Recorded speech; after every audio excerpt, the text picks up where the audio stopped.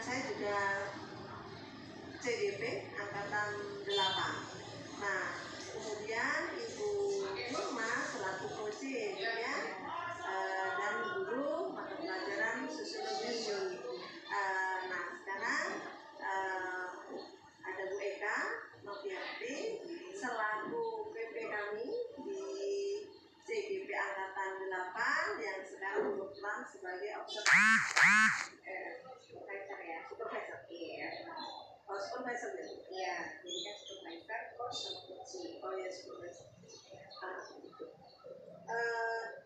Untuk tahap pasca observasi ini ada hal-hal yang perlu kita bicarakan tentang hal yang sudah dilakukan oleh Bu Nurma kemarin. Bu Nurma, bagaimana perasaan Bu Nurma setelah melaksanakan observasi tadi? Ya, alhamdulillah setelah melaksanakan observasi melakukan proses pembelajaran mahasiswa sudah berjalan dengan baik, tapi masih ada sedikit yang perlu kami perbaiki di dalam observasi nanti. Oh, gitu ya. Dalam nanti kira-kira merasa bahwa ada hal yang perlu diperbaiki. Kira-kira menurut Ibu apa yang perlu diperbaiki? Ya, mungkin dari proses pembelajaran ya.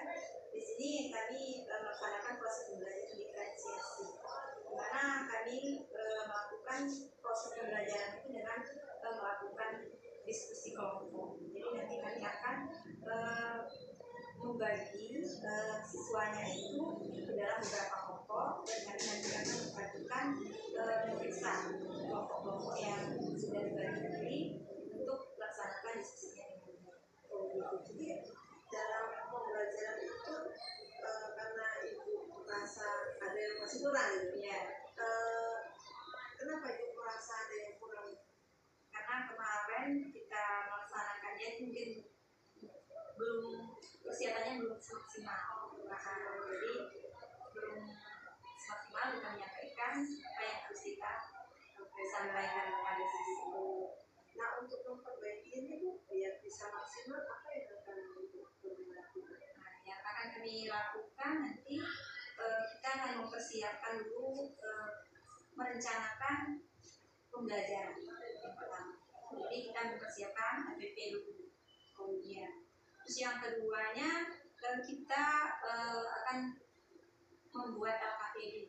Jadi LKPD-nya akan dibagikan kepada siswa untuk dilaksanakan dan akan dikerjakan oleh siswanya. Dan LKPD-nya bervariasi. Kalau yang siswanya sudah pengetahuannya sudah baik, kita memberikan LKPD-nya yang sudah tinggi gitu. Jadi ada tingkat Sesuainya dengan profilnya ya, pengetahuan siswa awalnya. Kalau saya lihat di rumah itu kalau rencananya kemarin sudah bawa modul itu ya, sudah termasuk perencanaan. Tapi mungkin tadi rumah yang belum KKPD-nya ya. Gitu. Nah, harapan Bu Nurma untuk kedepannya pembelajarannya ini kalau dalam skala ini Bu ya, skala itu kan dari 1 sampai 10 ya. Mau Bu Nurma sekarang ini pembelajaran berdiferensiasi dengan PSE Bu Nurma itu sudah berada di tahap mana? Mungkin masih di tahap awal ya. Berapa kira-kira? Mungkin tahap 3 ya. Terus harapan Bu Nurma dari 3 ini Ibu Nurma maksimalnya pengen ke berapa ya? Ya, mungkin kalau tahapan dalam melaksanakan pembelajaran diferensiasi mungkin kita ingin mencapai ke tingkatan yang lebih tinggi lagi, lebih maksimal. Maksimal ya, kira-kira berapa? Mungkin 4 atau 5. Iya. Jadi Ibu dari 3 pengen mau ke 5. Iya. Menurut Bu Nurma apakah itu sudah maksimal sekali? Mungkin kalau untuk maksimal walaupun sudah dilakukan bisa nggak naik lagi? Iya, insya Allah bisa Bu. Berapa itu ya? Mungkin jadi 8 ya. Jadi dari 3 ke 8 pengennya ya. Nah, ini manusia ingin lebih baik lagi kan, melakukan yang terbaik gitu. Nah,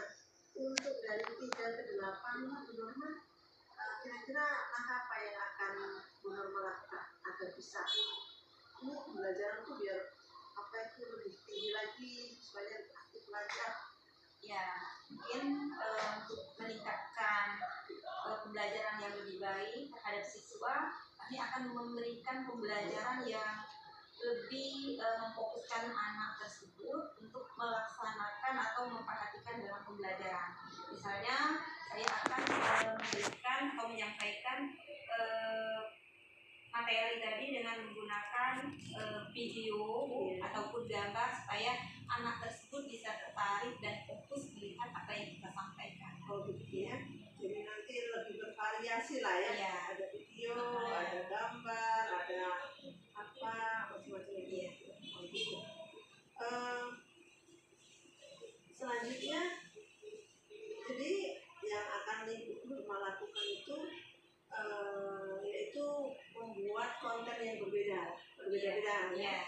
Kemudian tadi saya tangkap ya dari awal tadi bicara tentang prosesnya. Saya lihat tadi ada yang kelompoknya mau dibagi gitu kan tadi kan. Kemudian akan membuat LKPD juga kan. Nah dari ketiga ini mana yang lebih mungkin bisa dilakukan dalam waktu dekat? Ya, insya Allah yang pertama tadi kita melakukan merencanakan pembelajaran terlebih dahulu. Setelah pembelajaran kita laksanakan, baru kita bisa melakukan seperti membagikan LKPD tadi.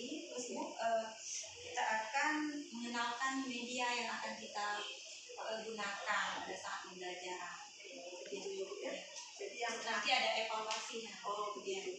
Jadi maksud Bu Nurma di sini adalah yang pertama kali yang akan dilakukan adalah perencanaannya itu lebih dimatangkan lagi seperti itu, gitu ya. Jadi kira-kira itu yang pertama. Nah pas perencanaan langsung kayaknya bisa dilaksanakan LKPD sekalian nih, dimasukkan gitu. Kemudian Ibu juga tadi menyampaikan materi yang beragam tadi. Kira-kira apa itu bisa dilakukan itu? Ya mungkin hari Senin atau minggu yang jadi hari Senin ya. Untuk ngajar tuh minggu, Sabtu Minggu itu libur terus Ibu langsung buat ya. Baik ini modulnya mana yang harus ditambahkan, terus LKPD-nya lebih diperkaya disesuaikan dengan prosesnya tadi ya Bu ya. Nah itu begini jadi minggu hari Senin ya. Insya Allah ya Bu ya. Kayaknya pembicaraan kita hari ini sudah cukup Bu. Jadi Bu semoga apa yang Ibu rencanakan ke depan itu bisa berjalan dengan bagus sehingga pembelajaran berdiferensiasi di kelas itu bisa terlaksana dengan baik dan juga semoga kita bisa melaksanakan pembelajaran yang diharapkan yaitu berpihak pada murid gitu ya Bu ya. Karena waktu kita sudah selesai kayaknya Bu Nurma sudah tahu apa kekurangannya, kemudian bagaimana perbaikannya. Kayaknya pertemuan kita hari ini bisa dicukupkan dan semoga setelah Ibu melakukan perubahan terus ngajar lagi di kelas itu Ibu Nurma bisa bincang-bincang lagi dengan saya. Kira-kira berubah nggak? Ya ada perubahan nggak dalam kelas itu? Seperti itu bisa Nurma ya? Terima kasih. Demikianlah dari kami coachingnya. Kemudian kami serahkan kepada Ibu Eka selaku supervisor untuk memberikan komentar pada kami. Terima kasih. Baik, terima kasih atas kesempatan yang sudah diberikan oleh Ibu Yun. Baik, Assalamualaikum warahmatullahi wabarakatuh. Waalaikumsalam. Ya, saya mengapresiasi sekali jadi proses coaching yang sudah dilakukan oleh Ibu Yun sebagai coach dan Ibu Nurma sebagai coachnya, dan sudah berjalan secara natural dan juga step by step tahapan-tahapan dalam alur kita itu sudah nampak ya. Nah, jadi tadi sudah ada penentuan tujuan ya. Jadi ada penetapan tujuan kira-kira nih hari ini kita mau melaksanakan proses pasca observasi ya setelah melakukan proses praobservasi dan tahapan observasi di kelas kemarin sudah dilaksanakan. Kemudian mengidentifikasi masalahnya ada juga sudah nampak. Jadi Bu Yun di sini sudah kira-kira menggali apa permasalahan yang kemarin dihadapi pada saat proses pembelajaran. Jadi ada KPD-nya ya, KPD-nya masih belum dilengkapi gitu Pak siswa ya. Nah nanti Ibu Nurma juga sudah mengetahui bahwa kekurangannya ada di situ, juga kelebihannya Ibu Nurma sudah mulai menggunakan media-media pembelajaran yang bervariasi gitu Bu Nurma ya. Nah juga di situ sudah nampak rencana aksinya. Rencana aksinya juga ada. Kira-kira kapan dilaksanakan dalam waktu dekat ya, dalam skala 1 sampai 10. Tadi sudah dipilih angka 8 ya.